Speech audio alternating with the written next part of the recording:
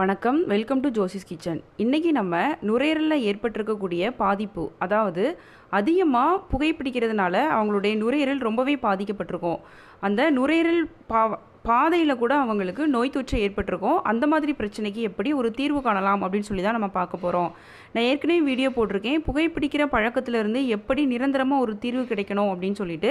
அதுக்கான லிங்க்கை நான் உங்களுக்கு கமெண்ட் செக்ஷனில் பின் பண்ணி வைக்கிறேன், அதில் போய் நீங்கள் செக் பண்ணி பார்த்துக்கோங்க.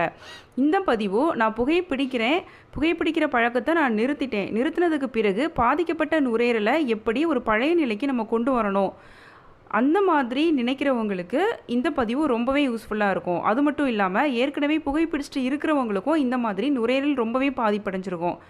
அதுக்கு எப்படி ஒரு தீர்வு காணலாம், இயற்கையான முறையில் அடிக்கடி நம்ம அன்றாட உணவில் பயன்படுத்தக்கூடிய பொருட்கள் வச்சு எப்படி ஒரு தீர்வு காணலாம் அப்படின்னு சொல்லி தான் நம்ம பார்க்க போகிறோம். நிறைய பேர் நீங்கள் யோசிக்கலாம், நான் 20 வருஷமாக இந்த மாதிரி ஸ்மோக் பண்ணுறேன், அப்படி இல்லைனா 40 வருஷமாக நான் ஸ்மோக் பண்ணுறேன். அப்படி இருக்கும்போது என்னுடைய நுரையீரல் ரொம்பவே பாதிப்பாக தான் இருக்கும். அதை எப்படி நம்ம பழைய நிலைக்கு கொண்டு வரலாம் அப்படின்னு சொல்லிட்டு கண்டிப்பாக நீங்கள் கொண்டு வரலாம். ஒரு சில வழிமுறைகள் நீங்கள் பின்பற்றணும். நீங்கள் புகைப்பிடிக்கிறத நிறுத்திட்டீங்க அப்படின்னா ரொம்பவே உங்களுக்கு ஈஸி. அப்படி இல்லை, நான் புகையும் பிடிச்சிட்டே இருப்பேன், ஆனாலும் என்னுடைய நுரையீரலுடைய பழுதையை நான் போக்கணும் அப்படின்னு நினைக்கிறது கொஞ்சம் கடினமான விஷயந்தான். ஆனாலும் உங்களுக்கு நாட்கள் அதிகமாக எடுத்தாலும் நிரந்தர தீர்வு அப்படிங்கிறது உங்களுக்கு கண்டிப்பாக இருக்கும். வாங்க, அதுக்கு என்ன பொருட்கள் எல்லாம் தேவை, அதுக்கு நம்ம என்ன எல்லாம் பயன்படுத்தி இதுக்கு ஒரு தீர்வு காணலாம் அப்படின்னு சொல்லி நம்ம இப்போ பார்க்கலாம். இதுக்கு நம்ம முதல்ல எடுத்துக்கிட்டது இந்த வெள்ளரிக்காய். மிகச்சிறந்த தீர்வு அப்படிங்கிறது கண்டிப்பாக கிடைக்கும். கண்டிப்பாக நீங்கள் எதிர்பார்க்கலாம், நல்ல ஒரு ரிசல்ட் அப்படிங்கிறது உங்களுக்கு இருக்கும். கமெண்ட் செக்ஷனில் நீங்கள் கண்டிப்பாக கமெண்ட் பண்ணுவீங்க, எனக்கு நம்பிக்கை இருக்குது. அந்தளவுக்கு ஒரு சூப்பரான ரிசல்ட் கொடுக்கக்கூடியதான் இந்த வெள்ளரிக்காய்.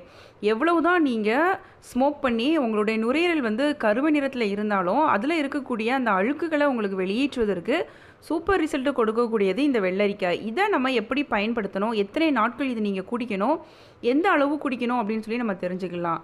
இந்த மாதிரி கிட்டத்தட்ட ஒரு 200 கிராம் அளவுக்கு நீங்கள் வெள்ளரிக்காயை எடுத்துக்கோங்க. எடுத்துகிட்டு நல்லா தோல் எல்லாம் சீவிட்டு அதுக்கப்புறமா இதில் இருந்து நீங்கள் சாறு எடுத்துக்கலாம். இதை கண்டிப்பாக நீங்கள் மிக்சியில் போட்டு அரைக்கக்கூடாது. ஒரு துருவலில் வச்சு நல்லா துருவிட்டு அதிலிருந்து பிழிஞ்சு நீங்கள் ஜூஸ் எடுத்துக்கோங்க. நீங்கள் நினைக்கலாம், சும்மா கூட நம்ம கடித்து சாப்பிட்லாமா அப்படின்ட்டு. ஆனால் அந்த மாதிரி செய்கிறத விட ஜூஸ் பண்ணி நீங்கள் சாப்பிட்றது, அதுவும் மிக்சியில் போடாமல் கைகளால் பிழிஞ்சு ஜூஸ் பண்ணி சாப்பிட்றது தான் நல்ல ரிசல்ட்டு உங்களுக்கு கிடைக்கும். அந்த ஜூஸ் நம்ம இப்போ ரெடி பண்ணி எடுத்து கொண்டு வந்துடலாம். இதை நம்ம அந்த மாதிரி பிழிஞ்சு ஜூஸ் எடுத்தாச்சு. தினமும் நீங்கள் இதை குடிச்சிட்டு வாங்க. குறைந்தது ஒரு 21 நாட்களாவது நீங்கள் இதை எடுக்கணும்.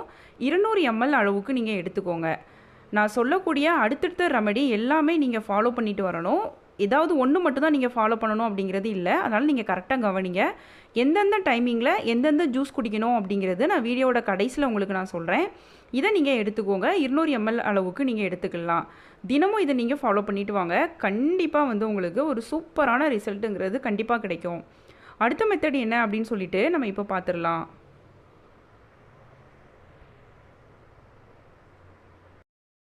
அடுத்ததை நம்ம பார்க்க போகிறது இந்த அன்னாசி பழம். இதை வச்சு தான் நம்ம பார்க்க போகிறோம். இதுவும் உங்களுக்கு நிறைய நன்மைகளை தரக்கூடியதான். இதில் நோய் எதிர்ப்பு சக்தி ரொம்பவே அதிகமாக இருக்குது. இன்னும் சொல்லப்போனால் மூட்டு வலிக்கு ஒரு மிகச்சிறந்த நிவாரணம். புரோமலைன் அப்படின்னு சொல்லக்கூடிய ஒரு பொருள் இதில் இருக்கிறதுனால மூட்டு வலிக்கு, மூட்டு தேய்மானம், அதுக்கெல்லாம் ஒரு மிகச்சிறந்த தீர்வாக உங்களுக்கு இருக்கும். அது மட்டும் இல்லாமல் இந்த அன்னாச்சி பழத்தில் புரோட்டீன் இருக்குது, நார்ச்சத்து இருக்குது, vitamin A, vitamin C, beta carotene, thiamine, vitamin B5, potassium, calcium, copper, magnesium, அது மட்டும் இல்லாமல் கூடவே மேங்கனீஸ் சத்துக்களும் நிறைஞ்சிருக்கு. இந்த மாதிரி நிறைய சத்துக்கள் இருக்கிறதுனால உங்களுக்கு முக்கியமாக மலச்சிக்கல் பிரச்சனைக்கு ஒரு மிகச்சிறந்த தீர்வாக இருக்கும். நோய் எதிர்ப்பு சக்தியை அதிகரிக்கிறதுக்கு, ஏதாவது புண்கள் ஏற்பட்டிருக்கு அதனால் ஏற்பட்ட காயங்கள் அதை சரி பண்ணுறதுக்கும், எலும்புகளோட வலிமையினை அதிகரிக்கிறதுக்கும் ஒரு மிகச்சிறந்த தீர்வாக இருக்கும். முக்கியமாக சொல்லப்போனால் உடல் எடையை குறைக்கணும் அப்படின்னு சொல்லி நினைக்கிறவங்க இந்த அன்னாசி பழத்தை தினமும் சாப்பிட்டு வரும்பொழுது நல்ல ஒரு ரிசல்ட் அப்படிங்கிறது கண்டிப்பாக இருக்கும். இன்றைக்கி நம்ம அந்த நுரையீரலை எப்படி நம்ம டீடாக்சிஃபை பண்ணணும் அப்படின்னு சொல்லிட்டு பார்க்கலாம். நான் சொல்ல போகிறது ஒரு நபருக்கு தேவையான அளவு கிட்டத்தட்ட 250 கிராம் அளவுக்கு நீங்கள் இந்த அன்னாசி பழம் எடுத்துக்கோங்க. இதை நீங்கள் அப்படியே நீங்கள் சாப்பிட்டு வரலாம். அப்படி இல்லை அப்படியே சாப்பிட முடியல அப்படின்னு சொல்லி நினைக்கிறவங்க நீங்கள் ஜூஸ் பண்ணி எடுத்துக்கலாம். இந்த ஜூஸை நீங்கள் ரெகுலராக குடிச்சிட்டு வரணும். இதுக்குண்டான டைமிங்கும் நான் உங்களுக்கு அப்புறமா சொல்கிறேன், எந்த டைமிங்கில் எடுக்கணும் அப்படின்னு சொல்லிட்டு. எல்லாமே நீங்கள் குறைந்தது 21 நாட்கள் வரைக்கும் நீங்கள் எடுத்துகிட்டு வரணும். கண்டிப்பாக உங்களுக்கு ஒரு சூப்பரான ரிசல்ட்டு கிடைக்கும். அடுத்து என்னன்னு சொல்லிட்டு நம்ம இப்போ பார்த்துடலாம். இன்னும் உங்களுக்கு இதே மாதிரி உடல்நலம் சார்ந்த வீடியோக்கள் வேணும் அப்படின்னா கமெண்ட் செக்ஷனில் கேளுங்க. கண்டிப்பாக நான் உங்களுக்கு வீடியோ போடுறேன். என்னோடய சேனல் பிளேலிஸ்ட்டில் போயும் நீங்கள் செக் பண்ணி பார்த்தீங்க அப்படின்னா நிறைய வீடியோக்கள் உங்களுக்கு கண்டிப்பாக கிடைக்கும். உங்களுக்கு தேவையானதை நீங்கள் தெரிஞ்சுக்கோங்க. அடுத்ததாக நம்ம பார்க்க போகிறது இந்த கேரட். இதை வச்சு தான் நம்ம பார்க்க போகிறோம். இதுவும் உங்களுக்கு நிறைய நன்மைகளை தரக்கூடியதான். சொல்லப்போனால் உங்களுடைய கண்களுடைய ஆரோக்கியத்தை பாதுகாக்கிறதுக்கு ஒரு உற்ற நண்பன் அப்படின்னு தான் நம்ம சொல்லணும். முக்கியமாக கண் பார்வை குறைபாடு இருந்தது அப்படின்னா அதுக்கு நீங்கள் இதை பயன்படுத்திட்டு வரலாம். உங்களுடைய சரும நிறத்தை அதிகரிக்கணும் அப்படின்னு நீங்கள் நினச்சிங்க அப்படின்னாலும் இந்த கேரட் நீங்கள் பயன்படுத்திட்டு வரும்போது நல்ல ஒரு சூப்பர் ரிசல்ட்டு கிடைக்கும். முக்கியமாக இந்த பழுதடைந்த நுரையீரலை எப்படி நம்ம நல்ல ஒரு நிலைக்கு கொண்டு வரணும் அப்படின்னு சொல்லி பார்த்தா இந்த கேரட் வந்து ஒரு மிக முக்கிய பங்கு வகிக்கு. முக்கியமாக ஆண்களுக்கு ஏற்படக்கூடிய அந்த ப்ராஸ்டேட் என்லார்ஜ்மெண்ட்டு அதுக்கு ஒரு மிகச்சிறந்த தீர்வாக இருக்கக்கூடியது இந்த கேரட்டு. இதை நம்ம நல்லா சுத்தப்படுத்திட்டு இதை ஜூஸ் பண்ணி நம்ம இப்போ எடுத்துகிட்டு வரலாம். இதையும் எந்த டைம் பயன்படுத்தணும் அப்படின்னு சொல்லிட்டு அப்புறமா நம்ம பார்ப்போம். இதை நம்ம இப்போ ஜூஸ் எடுத்துக்குவோம். இதையும் நம்ம ஜூஸ் பண்ணி எடுத்தாச்சு. அடுத்த மெத்தட் என்ன அப்படின்னு சொல்லிட்டு நம்ம இப்போ பார்த்துடலாம்.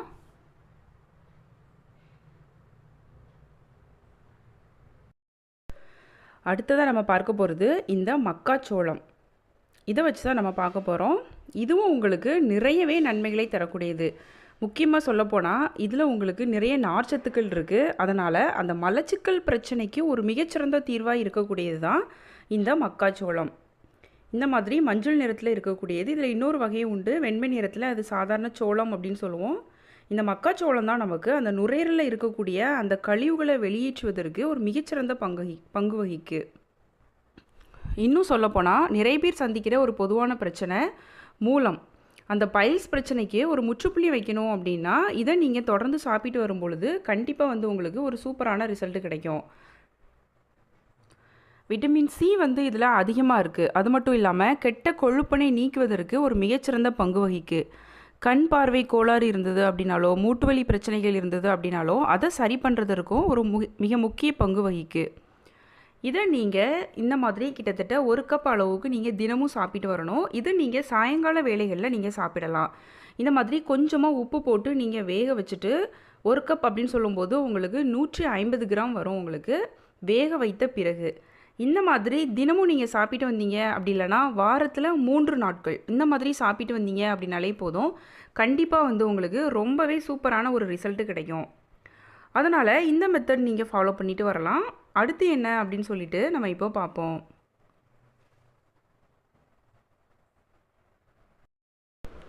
அடுத்ததாக நம்ம பார்க்க போகிறது இந்த இஞ்சி. இதை வச்சு தான் நம்ம பார்க்க போகிறோம். இதுவும் உங்களுக்கு நிறைய நன்மைகளையும் தரக்கூடியது தான். சொல்லப்போனால் உடலில் இருக்கக்கூடிய கெட்ட கொழுப்புகளை கரைத்து வெளியேற்றுவதற்கு ஒரு மிகச்சிறந்த பங்கு வகிக்கு.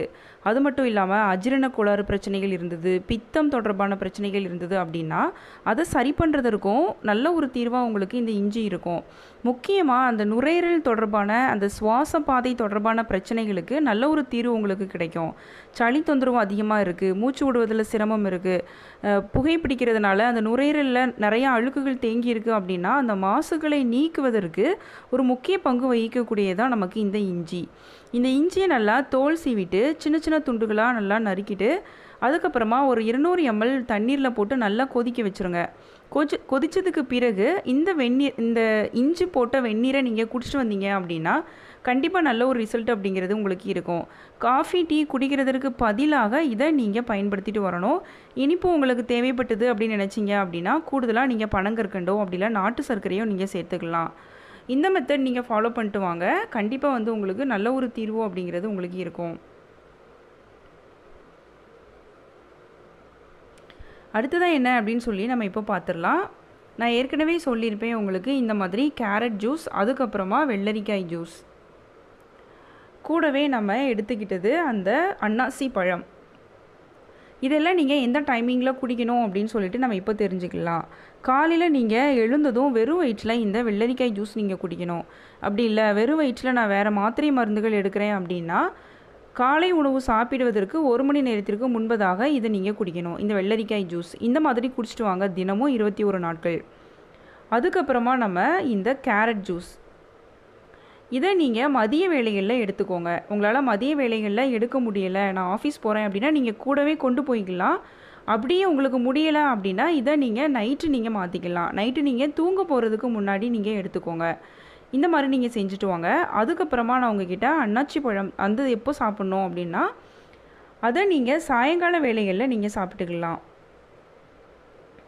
இந்த மாதிரி இஞ்சி டீ குடிப்பீங்க. அதுக்கு பிறகு 1 மணி நேரங்களோ 2 மணி நேரங்களோ கழித்து அதுக்கப்புறமா நீங்கள் குடிக்கலாம்.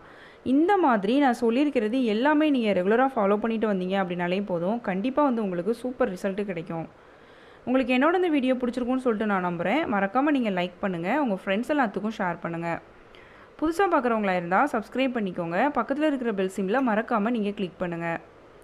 நான் இன்னொரு நாள் இன்னொரு வீடியோவோட உங்களை மீட் பண்ணுறேன். தேங்க்யூ.